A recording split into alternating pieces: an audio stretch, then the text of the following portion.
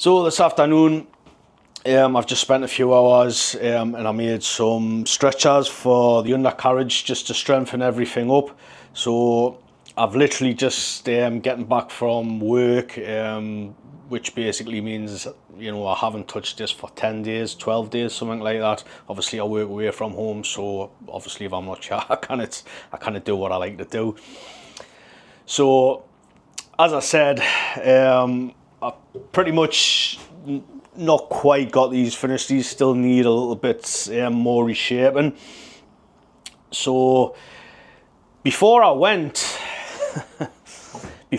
away for work, I managed to split the top. Basically the legs, I was knocking the legs home as you do, and I over tapped one a bit too much. I managed to put 2 splits in the top. So this should be expected, at least from myself. It should be expected, because this is just shy of 30 millimeters. This type of construction, at least for me, and I think it's true, not right across the board, but it is true a lot, that the majority of this type of furniture, which is stake furniture, you know, you don't tend to see anything less than you know, like 2 inches in thickness of the material. Although you can see you know, tables and such, little coffee tables or even chairs, you can see with thinner material, but they tend to have, you know, like a backing board or a stretcher that goes across, so when they're actually drilled into place, or the legs are drilled, you know, for the conical tenons, it's actually going through 2 sections of wood, so, you know, it kind of doubles up, and it can be somewhere around 2 inches. But obviously I haven't got that on this, so really it should have kind of been expected. So I think what I'm going to do, or what I'm going to have to do, is to basically put a couple of bow ties in it, dovetail bow ties.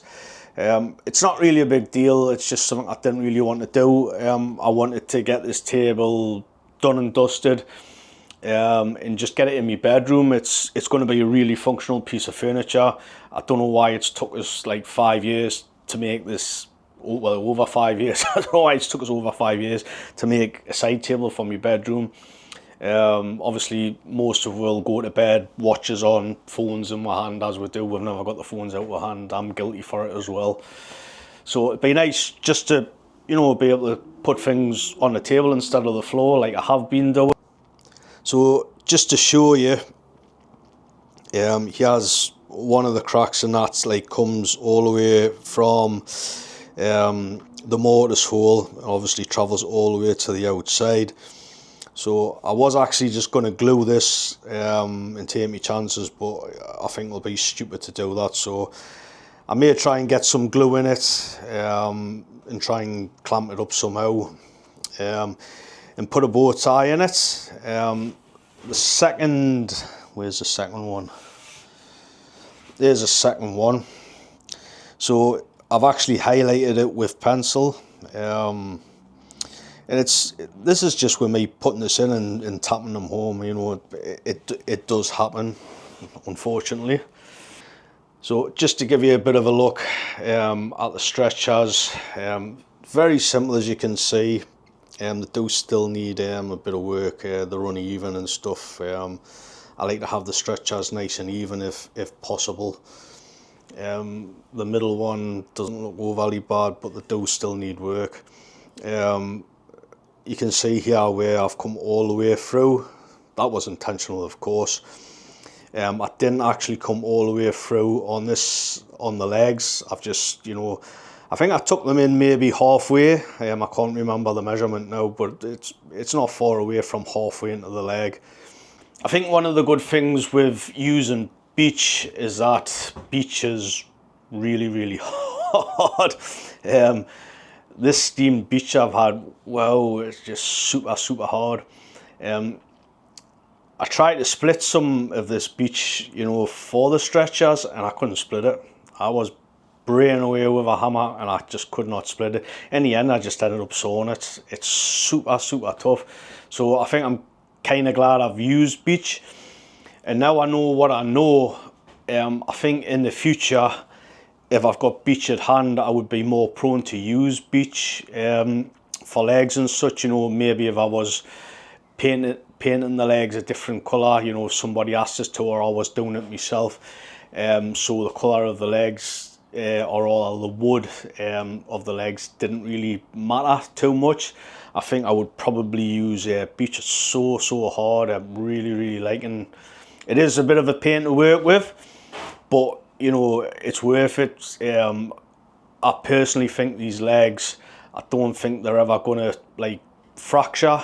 Well, they shouldn't, because the grain's pretty straightened anyway, but I don't think there's going to be any sort of issues with the legs like snapping, you know, in the middle or the bottom. I think if anything, the only place the would snap would be the conical tenons at the very top, which, you know, at the very top it's only what, maybe 20 mil, a little bit less than 20 mil.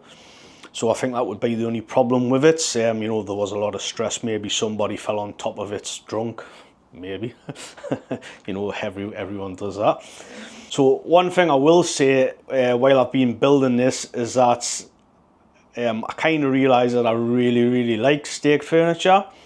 I've built quite a lot of like stake furniture. Not necessarily furniture, but obviously I've built quite a lot of Roman workbenches, and the Roman workbenches are pretty much the same construction.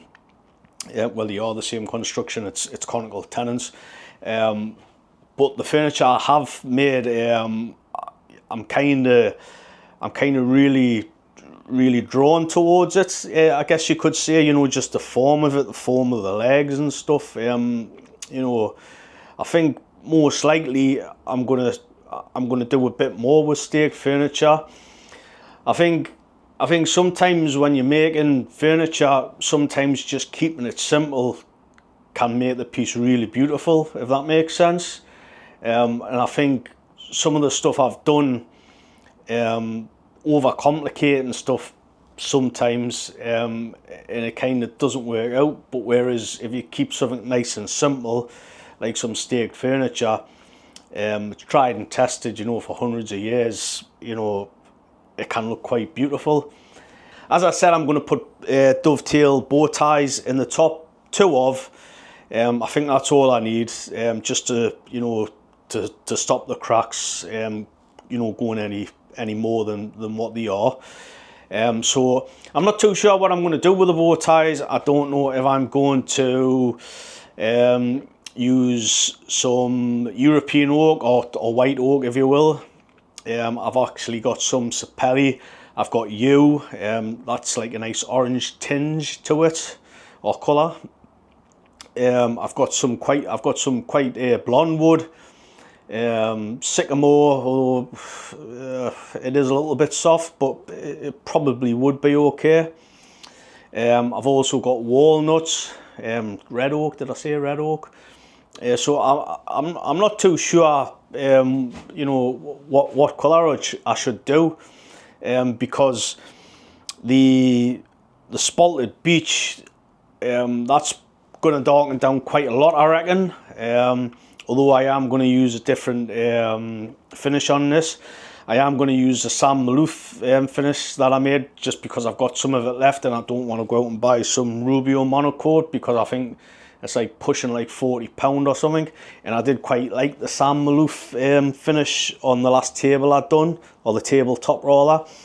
So I'm going to have a try of that, and hopefully it's not going to darken down as much as it did, or as much as me dining table breakfast bench thing kind of darkened down. It went quite orangey, and I wasn't overly fond of the orange colour. So I'm hoping with a Sam Malouf finish, it's not going to go quite as like orange, if that makes sense.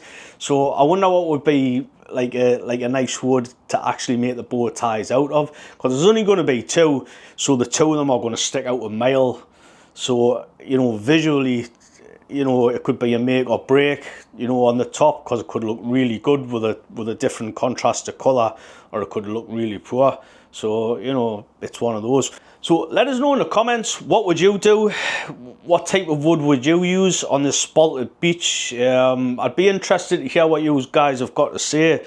I'm going to actually sleep on this. I don't think I'm going to do any more today, to be honest. I'm going to sleep on it and have a think about it, because as I said, it could actually make or break the top. That's it for today, guys, and I shall see and speak to you guys later.